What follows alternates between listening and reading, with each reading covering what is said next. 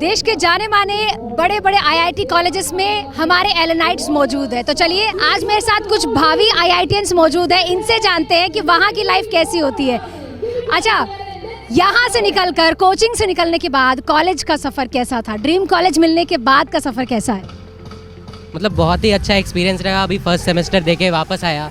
मतलब जैसे यहाँ रहते हैं, यहाँ जो 2 साल प्रिपरेशन करते हैं, यहाँ तो एलन गाइड करता है, लेकिन वहाँ की लाइफ मतलब खुद लीड करनी होती है, अपनी रिस्पॉन्सिबिलिटी खुद ही लेनी होती है। और वहाँ एक्सप्लोर करने के लिए बहुत कुछ मिला, कल्ट एक्टिविटी, स्पोर्ट्स वगैरह सब कुछ, पढ़ाई के अलावा। यहाँ तो सिर्फ पढ़ाई 2 साल कर रहे थे, अब वहाँ बहुत कुछ नया देखने को मिला। निश्चित तौर पर जब आप कोचिंग में होते हो तो डिसिप्लिन आपको बहुत ही स्ट्रिक्टली आपको फॉलो करना होता है, लेकिन जब वो हार्डवर्क पे ऑफ करता है आपको अपने ड्रीम कॉलेज के रूप में, उसके बाद कैसा लगता है और आप वहाँ पे क्या कुछ कर रहे हो?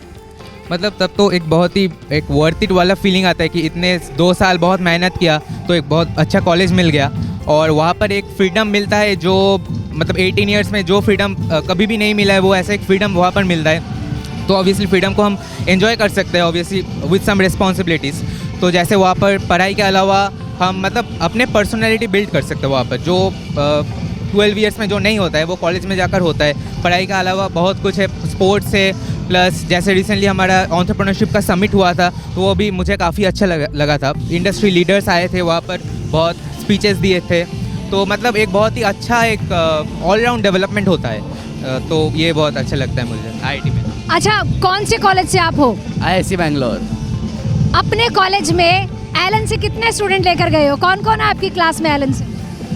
2-3 सीनियर हैं मेरे, और मेरी क्लास में नमन है, किंतन है और गाविश है जो आइलैंड से ही हैं। तो यहाँ से भी दोस्तों के साथ ही गए हो, वहाँ जाकर नया क्या लगा? मतलब मैं सबसे पहले तो यही जानना चाहूँगी कि एलन के फैकल्टीज़ में और वहाँ के लेक्चरर्स में एक बड़ा डिफरेंस आपको क्या लगा? मतलब यहाँ डेफिनेटली वो आप लोगों के लिए हमेशा अवेलेबल रहते हैं, तो वहाँ पे ऐसा क्या मतलब क्या फ़र्क आप बताओ?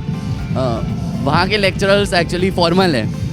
एलन के फैकल्टीज़ हमसे इनफॉर्मली बात वगैरह करते थे और हमें अपना ही लाइक चाइल्ड मान के बिहेव करते थे। वहाँ पे सब फॉर्मल चलता है।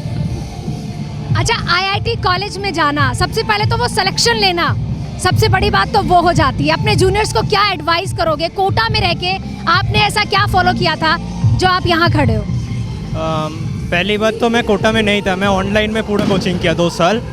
तो यहाँ के सर्स बहुत अच्छे से गाइड करते हैं, तो सर्स की बात बहुत अच्छे से फॉलो करनी चाहिए और अपना हार्डवर्क भी देना है पूरा। यही मतलब यानी हार्डवर्क सबसे बड़ी की है। निश्चित तौर पर हार्डवर्क सबसे बड़ी की है। कौन से कॉलेज से हो आप? आईआईसी बैंगलोर। अच्छा, सपना पूरे होने के बाद की खुशी कैसी है? कितने साल कोटा में रहे थे?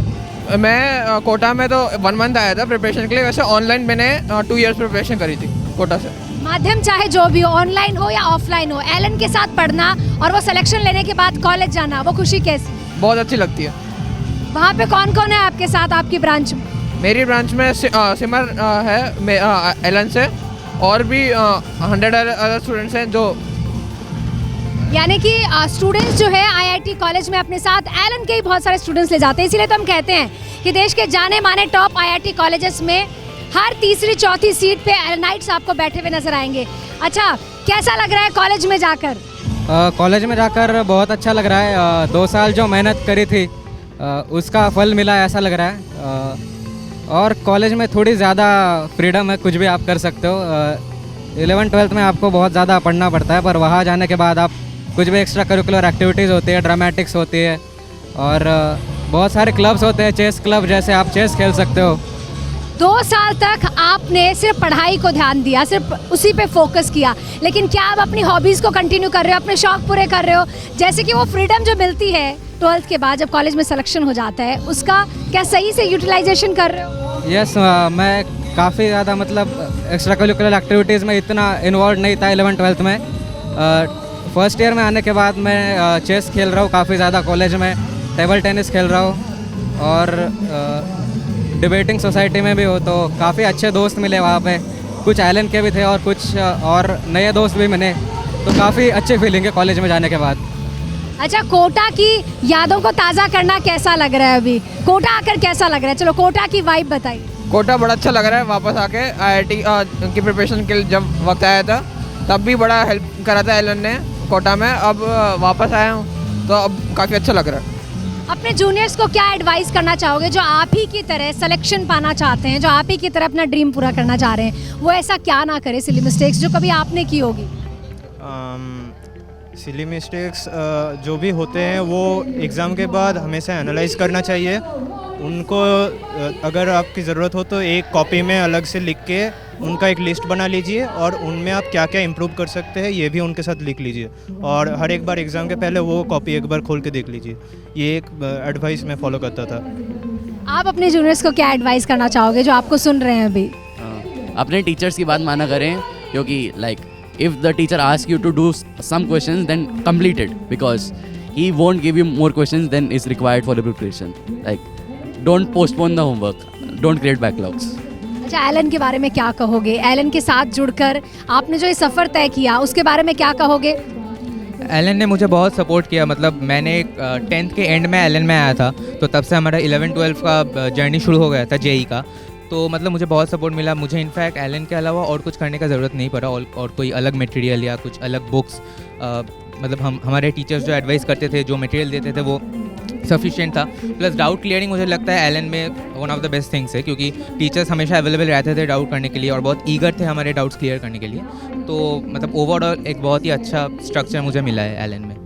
अच्छा, बीच बीच में क्लासरूम के जब भी क्लासेस लगती है, जो टेस्ट होते हैं वो कितना इंपॉर्टेंट होता है एक स्टूडेंट के लिए? क्या टेस्ट आपको ये मौका देता है कि आप टाइम मैनेज करना सीख पाओ, वो टफनेस फील कराता है कि जब आप मेन एग्जाम दोगे तो कैसा लगने वाला है? क्या इससे नर्वसनेस भी दूर होती है? मतलब क्या कहोगे, स्कोर को इम्प्रूव करना सीख जाते हो? क्या कुछ ऐसी चीज़ें जो आपको टेस्ट के लिए ज़रूरी लगती है कि टेस्ट कितना ज़रूरी है?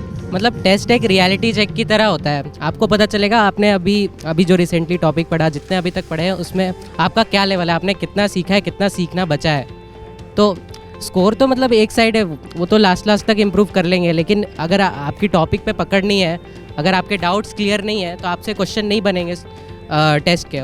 वही रियलाइज़ करना कि कौन से टॉपिक के क्वेश्चन नहीं बन रहे, कौन सा स्ट्रॉन्ग पॉइंट है, कौन सा वीक पॉइंट है, सबसे इंपॉर्टेंट तो मुझे ये लगता है टेस्ट के बारे में।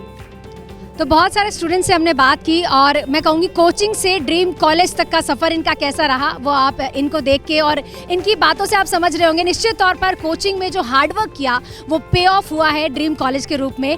और बहुत सारे स्टूडेंट्स यहाँ पर इनको जो सुन रहे हैं, निश्चित तौर पर वो इंतज़ार कर रहे हैं कि अगली बार अगले साल हमारा नंबर है एलन विक्ट्री कार्निवल में आने का, सिलेक्शन पाने का, अपने ड्रीम कॉलेज को हासिल करने का।